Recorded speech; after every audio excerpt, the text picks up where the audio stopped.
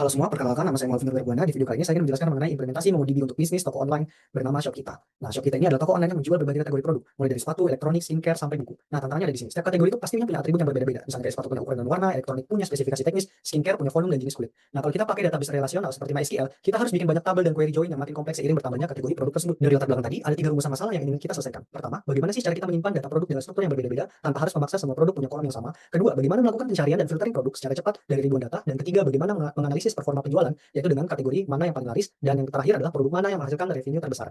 Nah, jawaban atas ketiga masalah tersebut adalah MongoDB. Kenapa? Karena MongoDB menyimpan data dalam bentuk format JSON yang fleksibel. Artinya, tiap produk boleh punya field yang berbeda-beda tanpa harus mengubah struktur tabel. MongoDB juga punya sistem indexing yang kuat untuk mempercepat query dan aggregation pipeline yang powerful untuk analisis data langsung di level database. Oke, di sini saya sudah membuka terminal dan GUI saya. Di sini bisa kalian lihat saya sudah membuka Mongos, dan di sini sudah saya buat juga database shop kita menggunakan use lalu dalam kurung dan ketik dua shop kita, ini nama databasenya, dan langsung muncul di GUI saya. Dan di sini sudah saya isi dengan beberapa data. Nah, ada order, produk, dan user. Nanti saya jelaskan mengenai cara memasukkan data ke dalam database kita. Nah, di shop kita saya sudah membuat 3 collection utama. Yang pertama adalah order untuk menyimpan data transaksi pembelian, yang kedua adalah produk untuk menyimpan data katalog produk, dan yang terakhir adalah user untuk menyimpan data pelanggan. Relasi antara collection ini tidak menggunakan foreign key seperti di SQL, melainkan menggunakan referensi objek ID. Nah, ini menjadi salah satu keunggulan dari MongoDB dalam mengolah relasi data yang cukup kompleks. Oke, selanjutnya saya akan menjelaskan bagaimana cara kita memasukkan data produk menggunakan terminal. Langsung saja kita masuk ke terminal kita. Nah, tinggal kita tuliskan saja kode seperti ini. Dari produk kita masukkan satu, kita tulis form, bila kita memasukkan banyak kita ini, dan kita masukkan variabel lainnya kayak namanya apa, kategorinya apa, dan sebagainya. Lalu kita enter dan collect true. Berarti data sudah berhasil tersimpan. Ya, setelah data berhasil dimasukkan, kita coba cek dengan di terminal. Kita ketik db product find untuk kita cek produk yang di dalam itu apa saja, dan data kita yang tadi berhasil dimasukkan ke dalam sini. Setelah kita tampilkan di sini, coba kita cek di bagian shop kita, bagian produk. Nah, datanya sudah tertampil sepatu lari Nike Air Max. Nah, seperti yang di sini sepatu Nike Air Max sudah tertampil dan berhasil tertampil di GUI kita. Dan juga coba kita cek di shop kita. Nah, sekarang kita punya 10 order dan 11 produk dan 5 user di database kita. Setelah data berhasil kita insert, nah di sini kita melakukan fitur update. Nah, kita bisa melakukan fitur update misalnya pada sepatu Nike Air Max ini, kan stok awalnya itu 42 dan jumlah sold-nya itu ada 32.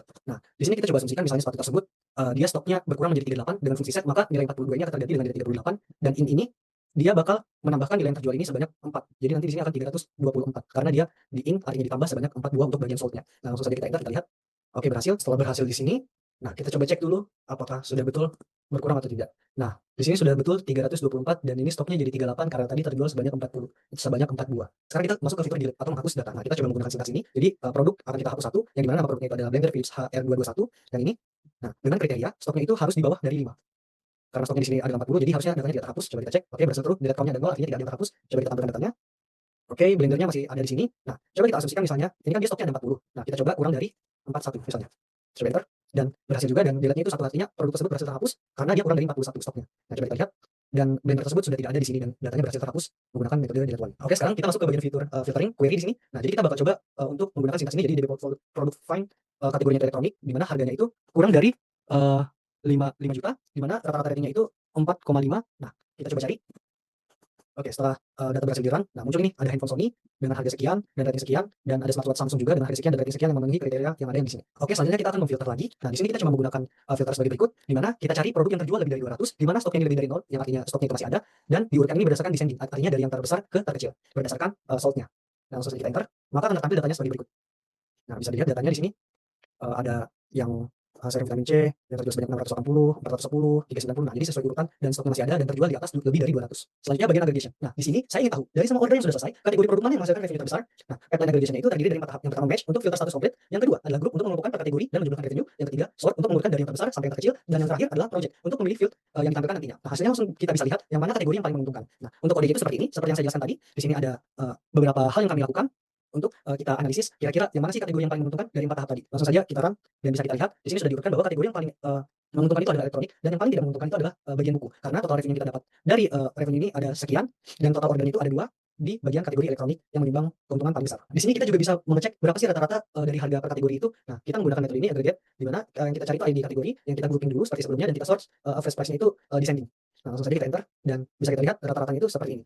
Average-nya 4,6 untuk footwear, elektronik itu 4,7, dan untuk tas itu average-nya 750.000, ini 399.000, dan seterusnya. Nah, dengan cara yang sama seperti tadi, kita bisa menggabungkan order dan user untuk kita lihat kira-kira rata-rata belanja per user itu berapa sih. Nah, bisa kita menggunakan metode seperti ini. Jadi dari order kita gabungkan ke user menggunakan user ID seperti sebelumnya, di mana yang statusnya itu komplit. Nah, untuk kita cari sum atau jumlah dari total price-nya itu berapa. Nah, langsung saja kita coba tampilkan. Nah, misalnya di sini sebagai contoh, Andi Saputra dari Jakarta, dia ordernya itu ada 2, di mana totalnya itu ada sekitar berapa ini? 27,5 juta.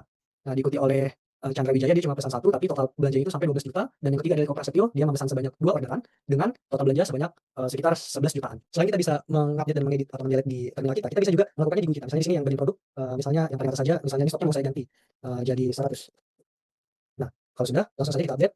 Maka ketika kita coba cek di sini, tadi namanya kemeja flanel Uniqlo.